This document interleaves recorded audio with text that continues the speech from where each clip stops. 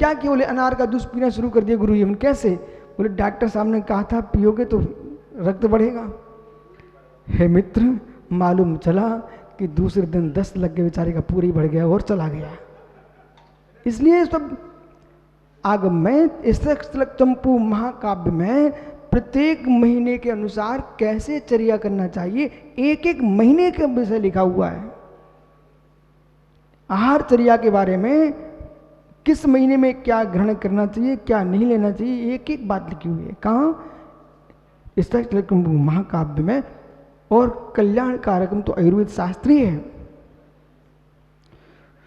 इस प्रकार से भक्तपान संयोग अधिकरण, उपकरण संयोग अधिकरण, एक दूसरे के कमंडल में चिपका के रख दिए, एक दूसरे की पिच्ची। महात्मा यशोधर सागर जी, जब इच्छा हो तो दूसरी पिच्ची लेके चल दो, जब इच्छा हो तो कमंडल लेके चल दो, चिपका के रख दो। ये उपकरण संयोग अधिकरण है।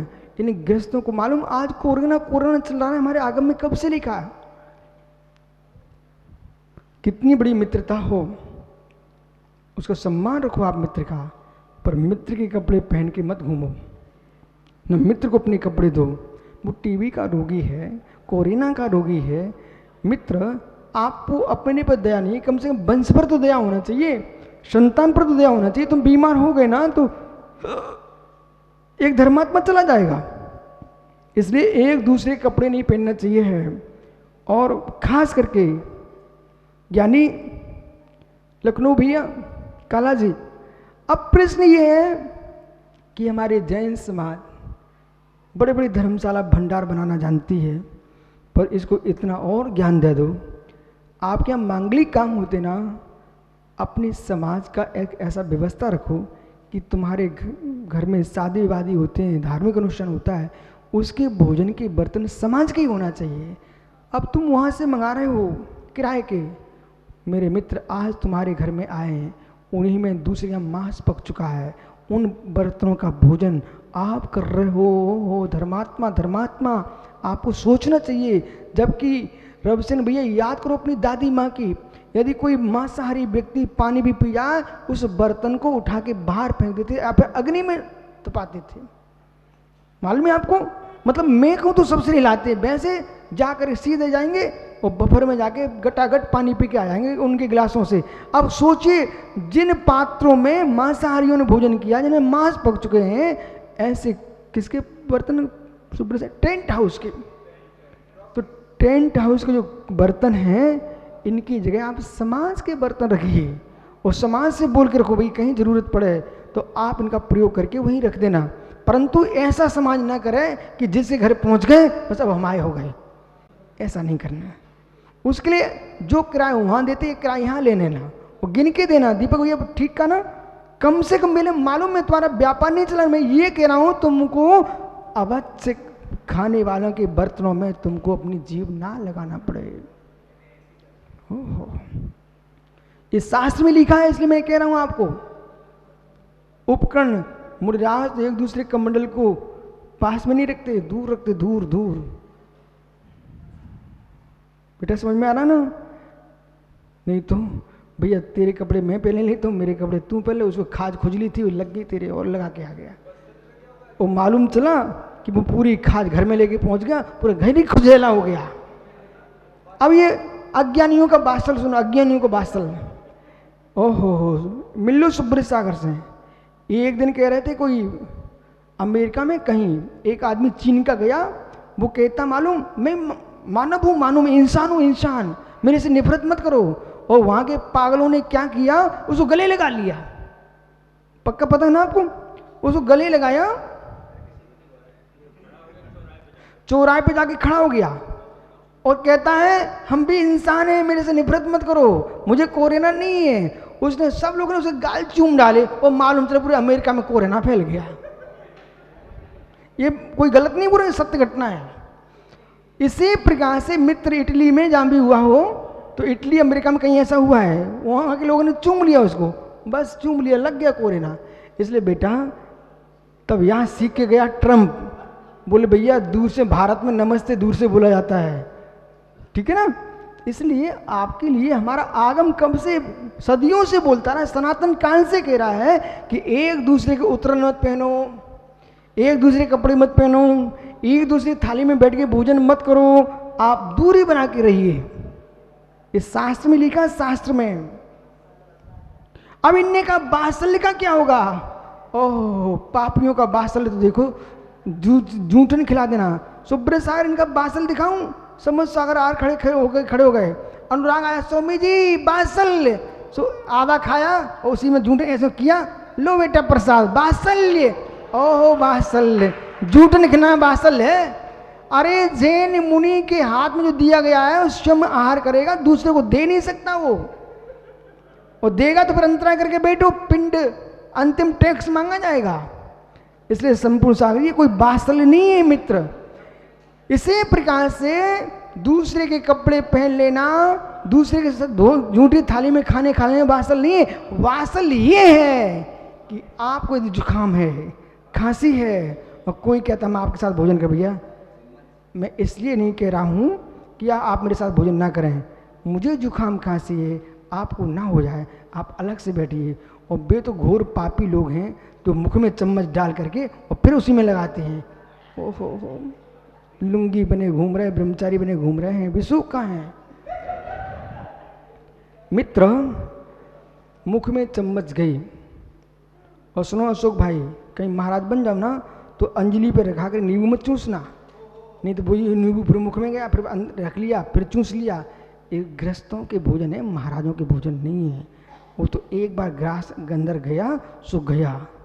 सुना कि नहीं सुना? नहीं तो आप सोचो, बोले महाराज जी थोड़ा अचार अच्छा लगता है तो थोड़ा चूस लूँ, काट लूँ मुख में और फिर रख लूँ और फिर ले लूँगा। ये मुनियों का आहार नहीं है ऐसा। और इसे तुम परंपरा बना मत देना, गलती यानी गलती। इस प्रकार से अब ज्ञानावृत्ति दर्शनीय कर्म के आश्रम का हेतु क्या है सो बता रहे हैं। तत्प्रदोष किन्नमास्त्रियंत्राय साद्रुप घाता ज्ञान दृष्टना वृडियो हो।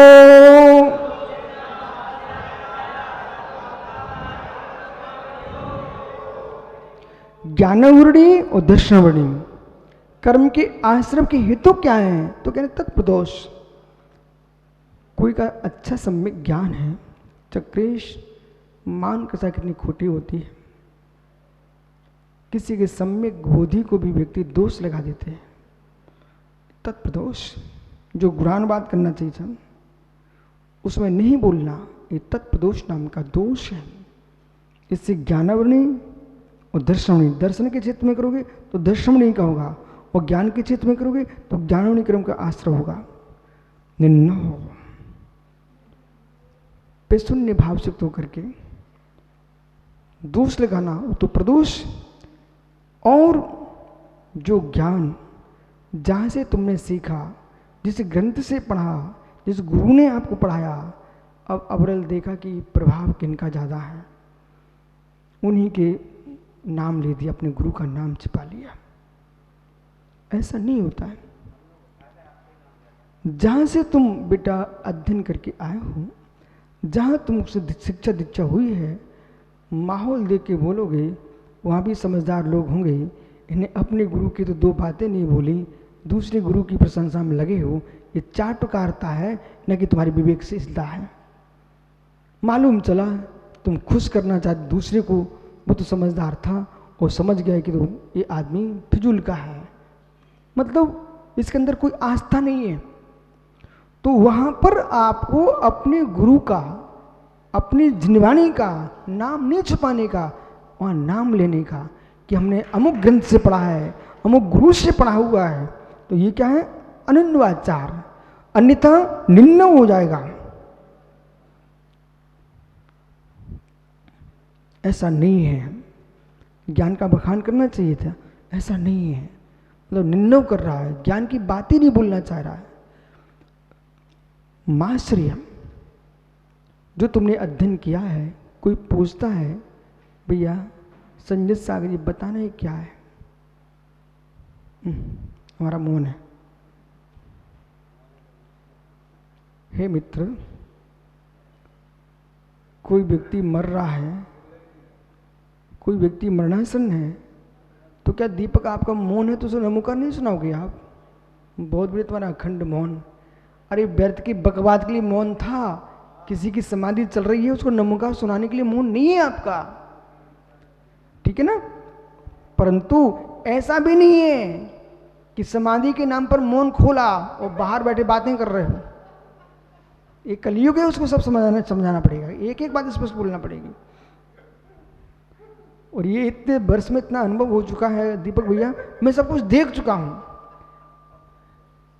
कुछ संघों में रात्रि में चातुर्मास की स्थापना होती थी, तो भाई ठीक है तुम स्थापना के लिए बोल रहे हो तो भक्ति पाठ कर लो, मालूम चलो बोले आज बोल सकते हैं तो ये बातें सबसे बातें कर रहे हैं। एक जगह समाधि हुई तो रात्रि के 12 बजे समाधि हो गई, ठीक है हम नमोकार सुना रहे थे, उनको संबोधन दे रहे थे, यहाँ तक तो ठीक था। अब तो उस स्थान से बाहर आके फिर भी श्रावकों से बातें कर, बोले क्या बोले आज समाधि हुई ना इसलिए बोल रहे हैं, ऐसा नहीं होता है। इसलिए तो ये एक एक बात समझना ध्यान से। तो इस प्रकार से तो ज्ञानी तत्प्रदोष निर्माश्रिय, किसी ने आपसे पूछा कि भैया बताना अनुपम सागर ये कैसा, बोले नहीं नहीं हम नहीं जानते, जाओ मास्टर के। ऐसा नहीं करना, ऐसा करने से ज्ञानावली कर्म का दर्शनावली कर्म के आश्रय होता है। अंतराय मित्र, किसी के उपकरण है, शास्त्र है, प्रकाश है, तुम अब जिनालय में पूजा करने थी, पर्यूषण एक ही जिनवाणी है, तुम उठाकर छिपा के चले गए, अब बेचारे परेशान हैं लोग। आपको भक्ति दिख रही थी, अंतराय नहीं दिख रहा था। मंदिर जिनालय में जिनवाणी विराजमान है, उसमें अलग अलग छेपा लगे हैं। मित्र आपको अध्ययन करना, अपना छेपा अलग लगा लीजिए, उसके छेपा को मत हटाइए और जहाँ से उठाएं वहीं विराजमान करो, क्योंकि दूसरा भी आने वाला है। आपने सोचा मैं स्वाध्याय करूँगा, तो नीचे के तल पर जिनवाणी विराजमान थी, अब तीसरे तल पर रख के आ गए। अब जब तक वो खोजेगा मिलेगा नहीं। आपको आश्रव ज्ञानावली कर्म का आश्रव प्रारंभ है, कोई रोक नहीं सकता। मतलब किसी के शास्त्र तुमने लिए हैं, किसी से वो आप बीच में बताते हो मेरे शास्त्र आपके मेरे पास है। आपने मित्र किसी से लेके आए हो तो जो तुमको दे रहा है उससे पूछो भाई तुम कहां से लेके आए हो सकता कोई चोरी करके लाया हो, वो तुमको दे रहा तुम रख लो भैया, ऐसा नहीं करना। तो अंतराय ज्ञान के दर्शन के कारणों में अंतर डाल देना अंतराय। और आसाधन, प्रशंसनीय ज्ञानी की प्रशंसा करने का मौका था, प्रशंसा नहीं कर रहा। आसाधन अपघात, ज्ञानी के सम्यक ज्ञान में मित्र पिशुनतावश ईर्षावश उसके अंदर उसका ज्ञान झूठा है, वो कुछ भी नहीं जानता है, इस प्रकार से कहना ज्ञानी अपघात है। इससे ज्ञानावली और दर्शनीय कर्म का आश्रय होगा। समझ में आ रहा है? इसलिए तत्प्रदोष निर्णव मासर अंतराय शात्मोपघात, इनसे आसाधना अपघात से आत्मरक्षा करना चाहिए। असाता वेदनी कर्म के आश्रय के हेतु गिना रहे। अब दुख सुख तापा क्रंदन बद प्रदेव नान्यात प्रोभे स्थान सदविदेश।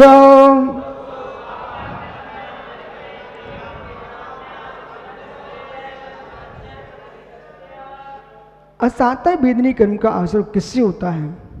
ज्ञानियों, मात्र सुनना नहीं है, इसको समझ करके अपन को बचना है इन सबसे, क्योंकि मुस्कुराते मुस्कुराते कर्माश्रय हो जाता है। उदय में आते फिर बेटा आपको भी समझ में नहीं आ रहा है, कम से कम रोड पर जो दिख रहे लोग चलते बैठते उनको तो एक बार देख लो बेटा। जब तुम्हारी दुकान पर कोई बिलखते आता भैया आज खाने को नहीं है घर में, तब तुमको नहीं लगता वो इन्होंने कौन सा कर्म किया होगा, कौन सा कर्म किया होगा। सुधीर, घर में भोजन रहता है तब भूख भी नहीं लगती, जब कंगाली के दिन आते ना इच्छाएं तभी भड़कती हैं। और मित्र जो बगल में बिठाल करके तुझे साथ पान खाते थे ना, वे अब तेरे ऊपर पीक भी नहीं थूकना चाहते। ऐसे दिन आते आदमी के। कैलाश भैया, करोड़ों के दान मत देना, पर भूखे को भोजन कराने में कभी कमी मत करना, कभी कमी मत करना। और मित्र, कोई भी आ जाए उसको भोजन दे देना, पैसे मत देना। ओहो, यानी विषय समझिए आप, पर उसकी परिस्थिति देखना। आज ऐसा नहीं है कि जैन समाज धनाढ्य है तो कोई ऐसा घर ना हो जो दुखी ना हो। उसके बीच में भी लोग ऐसे हो सकते हैं, लेकिन बेचारे कह नहीं पाते। सुब्रत साहब, इसमें आपकी अहिंसा ग्रुप की प्रशंसा करो आप भिंड की। उन बच्चों ने अभी मालूम चला रविचंद भैया कि जिन घरों में लोग मांग नहीं सकते थे पर घर में व्यवस्था नहीं थी, वे छुप करके चुप होकर के अंदर देके आए सामान। पर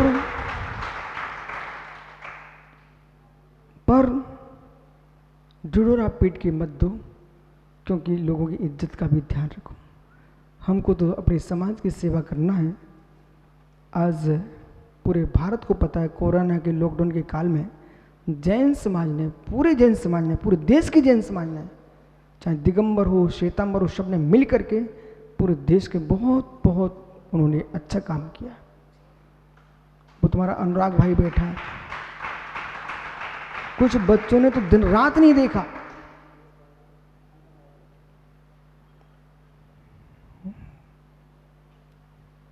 बेटा, ऐसे काम करते रहना, क्योंकि आपके भगवान ने ये नहीं कहा है कि तलवार लेकर दूसरों को मार के अपना धर्म स्वीकार कराओ।